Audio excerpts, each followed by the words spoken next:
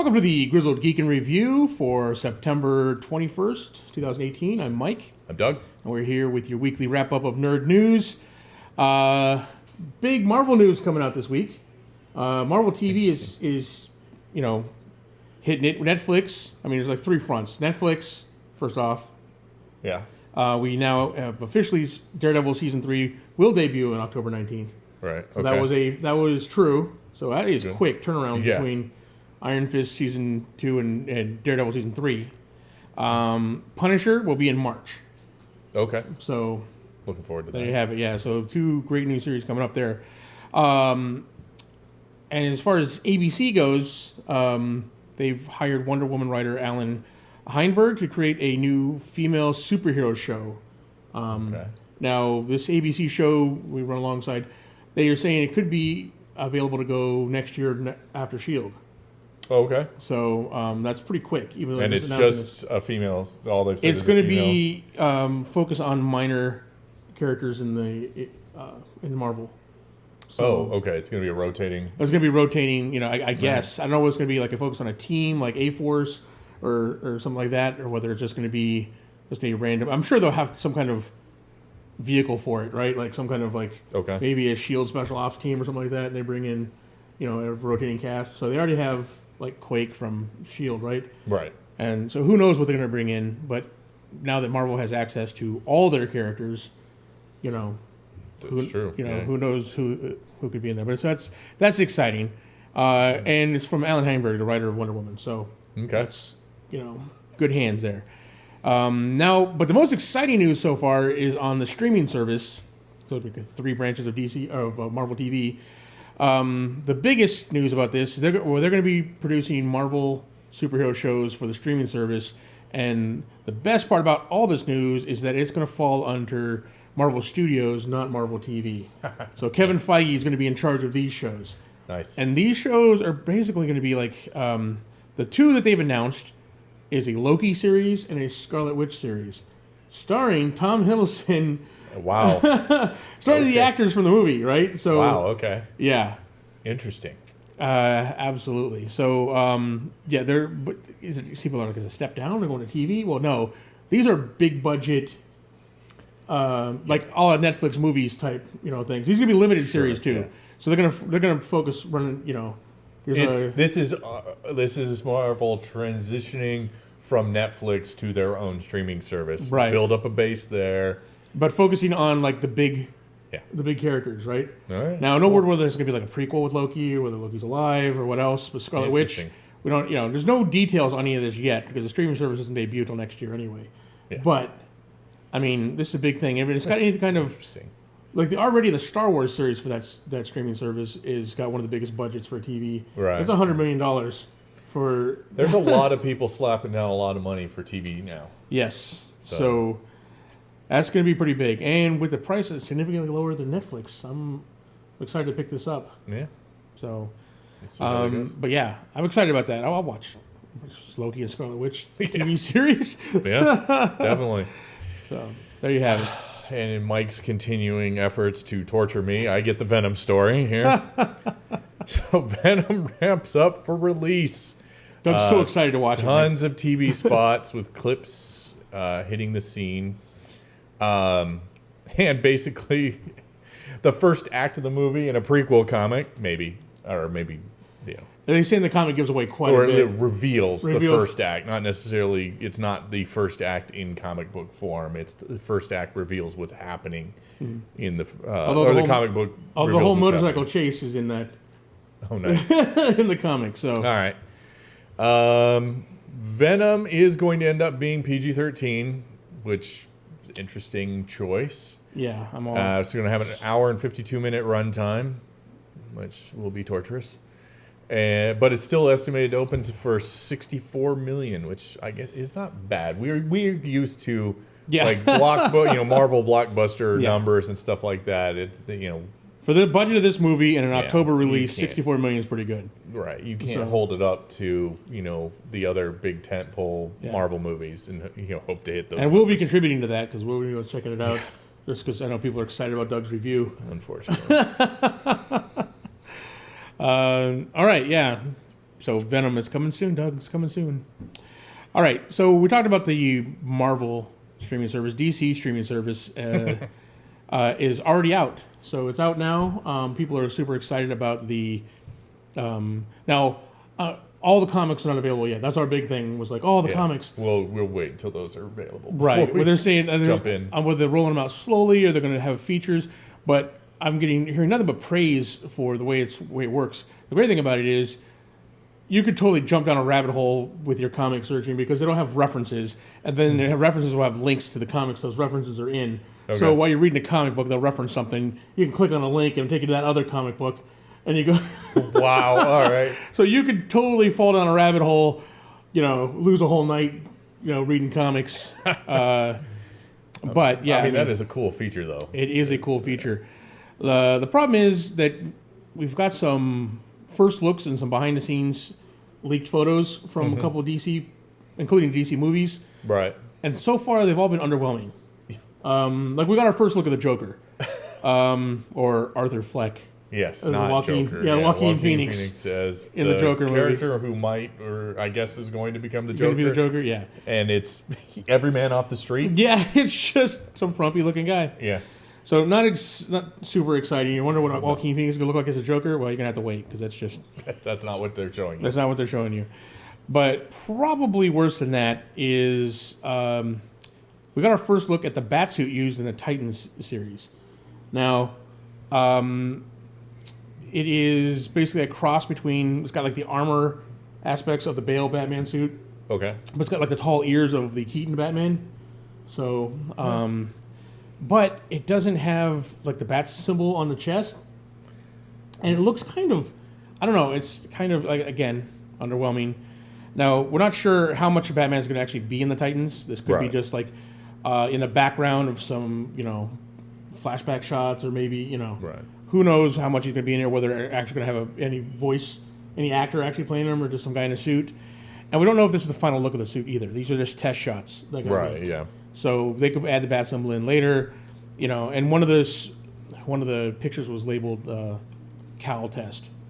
So it could be just look at how the ears look or whatever, So hopefully, I mean, we see all these behind the scene images of these suits. And this is before any kind of touch up work or lighting or anything else, which goes a long way to making these things look realistic. Sure, yeah. Because his might be just something back in the shadows, which details may not matter. Which is if he's back in the shadows, that's why the long ears make sense, because that's what you're going to see. Right. The shape. So. All right, back to Disney news. CEO Bob Iger dropped some info in a recent interview. On one side, he said we can expect a Star Wars slowdown, that he believes he made a mistake with the approach to these movies. A little too much, too fast. So that's interesting. Yeah. Well, here's the thing, is with a Star Wars series coming out on their streaming service, you can slow the movies down to one every other year or something like that. We don't need it as much as we need like comic book movies. Yeah, because it'll be, there'll be something to turn to. Yeah. Resistance for the kids. And this is at the result of Solo being a financial failure which broke even, but that's a financial failure for Disney. For Star Wars. Especially for a Star Wars movie. Which, I mean, personally, I think that's undeserved. It was actually a decent movie. It was. Maybe a movie that nobody necessarily needed or wanted, but it still wasn't a bad movie. Right. So, but anyway, so that's on the Star Wars front. He did confirm also for the first time ever that the X-Men are coming to Marvel and that Kevin Feige will be in charge of their introduction. So that's awesome. Official from the big man himself. Yes, and having, combining that with Feige's, statements a couple months ago where he said, of course we're making plans, so that when they get the word, there's going to be, I think they'll move fast as soon as the deal is official. There was always some kind of small, I don't know whether it was hope or speculation that they were going to keep like the Fox studio separate, with their Fox X-Men in that, but no. And Fantastic Four wasn't mentioned, but he was only asked about X-Men. We're going to assume that includes Fantastic Four. Yeah, I mean, we'll see what they end up doing with that. I think there is a lot more, despite the difference in ages between the two, there's a lot more to be mined from X-Men than there is from Fantastic Four, other than a couple of cool bad guys that we could get. Yeah. So finally, in the interview, he confirmed he will not be backing down on the James Gunn decision. Despite the fan and actor backlash, he is sticking to his guns on this. That pretty much statement is directed at Dave Bautista. Oh yeah, I'm sure. Yeah. Well, here's the thing: is he's, as we've said many times before, he's kind of in a position where he doesn't really have a choice in the matter. This was, I think Disney took a gamble on James Gunn that the stuff in his past would stay in his past, and then when it came out, it's like, nope, this is way too family focused to allow something like that to derail anything. I blame the conservative radio guys that dug up the dirt. Yeah, making it public. No one cared. All right, well, that does it for our main stories, folks. Now on to our smaller stories, our nerd nuggets, our geek bites.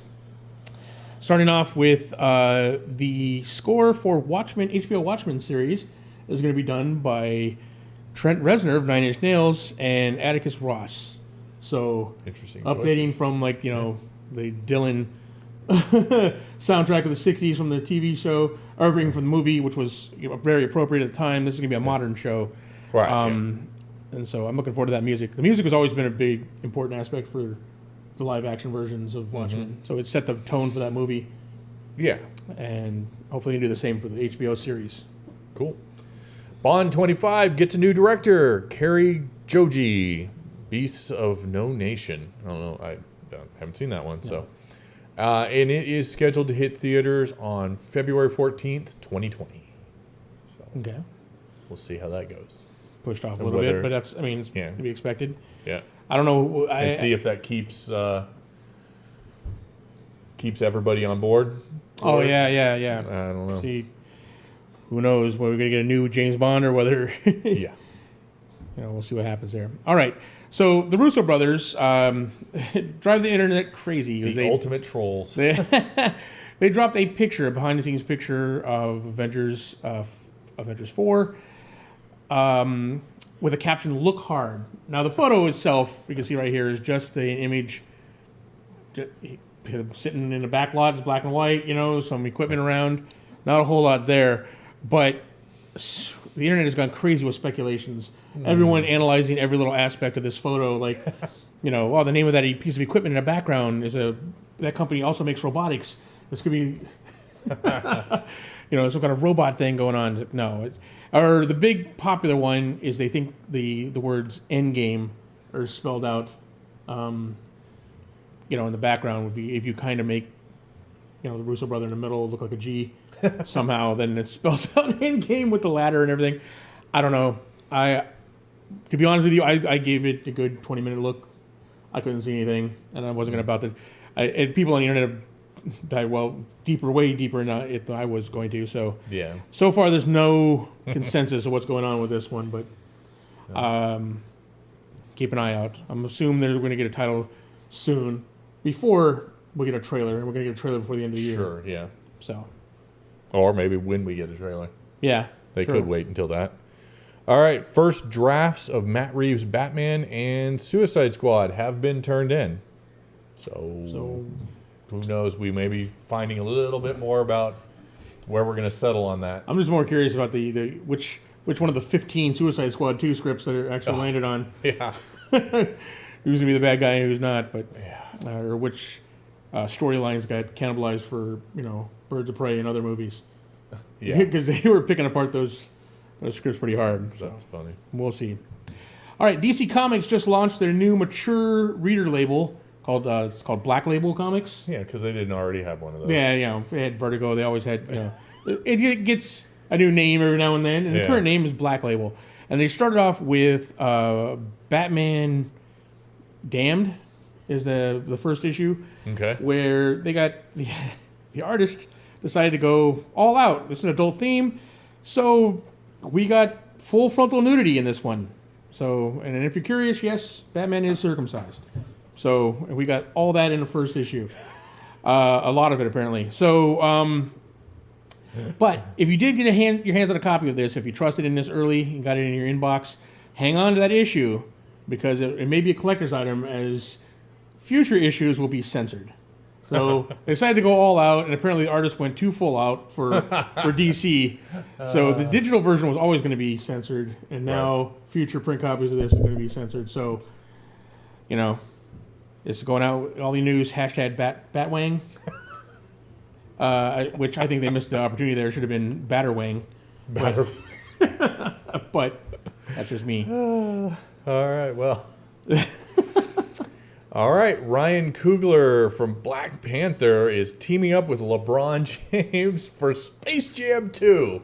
Bet you never saw that coming. Nah, I can't believe Ryan Coogler's doing this. I can't believe that, or that they're revisiting Space Jam 20-some-odd years later-ish. As much as LeBron James wants to be Michael Jordan, I can see him wanting to do this.